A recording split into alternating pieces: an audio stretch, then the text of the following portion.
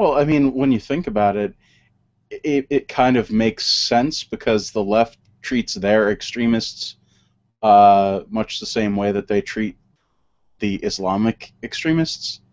They don't really call out the Billairs and the Bernardine Dorn and the they aren't exactly the harshest critics of their own extremists and have not uh, tried to They rehabilitate their extremists. rehabilitate. Yes, that's exactly what it is.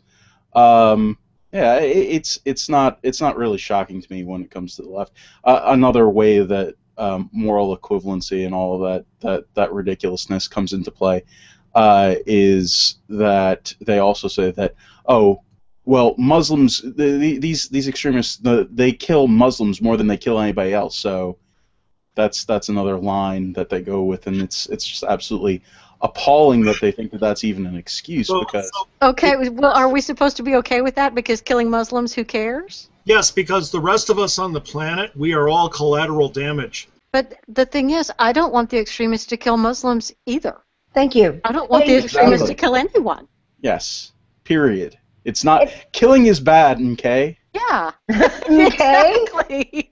Killing is bad. It's bad to kill, okay? The point I made this week was that if you value your feelings and you think more than human life, and that you think being offended or causing offense is a capital offense, you don't belong on this planet. And I'm going to do, and I think we ought all to do, everything we can to put you out of civilized society, hunt you down, and remove you from where you can do any more damage.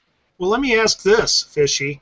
At this point, with what they're seeing around the world, the fact, that they've had immigration go in and the Muslim communities are having kids at 4 times the pace of the other, this growing problem. And you can say, well, it's only the extremists. Yeah, but there's no way to weed them out. You don't know where the extremists are and where the people are who are helping them and so forth. At this pace, at this point, are a lot of people starting to come to the point of understanding the only way to deal with radical Islam is to remove it from the food chain completely? Well, that gets into all the hows and wherefores, and that's not what we're here to talk about. But yes, absolutely, people who think that, their feelings are more important than other people's lives. Yes, those are people you remove from society, whether they're Islamic, whether they're, a gang member, whether they're a government official. You take them out of circulation. No, of course, I agree. Anybody who would do that, of course, not just radical Islam. I only mention them because they're the topic. Well, and here my question is, how do we thread this needle in the world of short attention spans and sound bites and memes? We understand that radical Islam is the, quote, tiny percentage, but given the numbers, it's about 10% of the Muslim population is the radicals who would in fact take up arms, and then there's another 10 to 20% that would support them, and they're very well funded, and the numbers are enough to be a very significant threat to the world, and they are a threat to Western civilization, and we need to recognize that. How do we, as conservatives out there in the political realm, sharing these stories and trying to convince others to join the conservative movement, how do we express that this is the important battle that we need to be fighting, and that the left seems to want to deny the battle's existence? And we have to tell people what it is, and we have to recognize it as having its roots in the religion of Islam without it being a religious war seen as conservatives hate Muslims. How do we do that? How do we message it?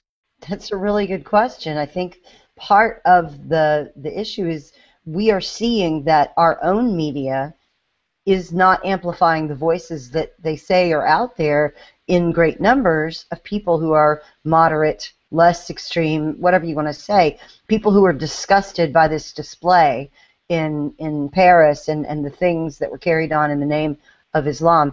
If our media isn't amplifying those voices, and then they're turning around and saying, well, the American people or the West is just focused on these tragedies and not listening to the voices. Why aren't they putting those voices out there?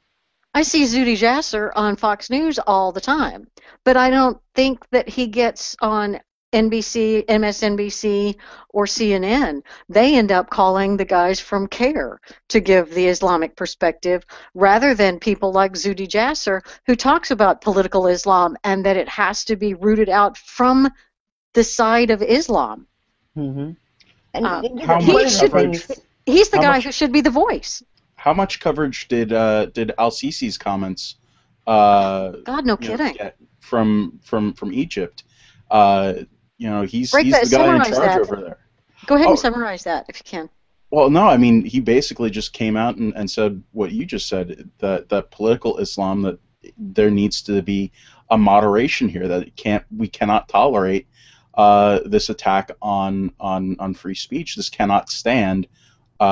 Things have to change. This was on New Year's Day. The president of Egypt said this.